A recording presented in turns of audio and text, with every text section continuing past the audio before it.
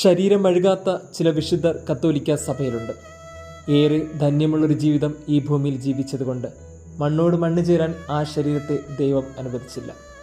കുറച്ചും കൂടി ആദരവും ബഹുമാനവും അത്ഭുതവും തോന്നിയത് പരിശുദ്ധ അമ്മയുടെ ശരീരത്തെ ഓർത്തപ്പോഴാണ്. മണ്ണോട് മണ്ണ് ചേരാൻ മാത്രമല്ല, ഭൂമിയോട് ഭൂമി ചേരാൻ പോലും ദൈവം ആ ശരീരത്തെ അനുവദിച്ചില്ല. ആ ശരീരത്തെ സ്വർഗത്തിലേക്ക് ഉടലോടെ എടുത്തു.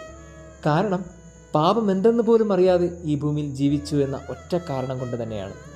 പ്രിയമുള്ളവരെ, ഒന്ന് ഓർത്തു നോക്കിയേ, പാപം എന്തെന്ന് പോലും അവൾക്കറിയില്ലായിരുന്നു. ഇങ്ങനെയൊക്കെ ഈ ഭൂമിയിൽ ജീവിക്കാനാകുമെന്ന് ആ ചെറിയ ജീവിതം കൊണ്ട് ആ അമ്മ വെളിപ്പെടുത്തി തന്നു. വെറുതെ കണ്ണും പൂട്ടി ധ്യാനിച്ചാൽ മതി, പാപപങ്കിലമായ നമ്മുടെയൊക്കെ ജീവിതത്തിനിടയിൽ അവൾ വലിയൊരു വെളിച്ചം നൽകും.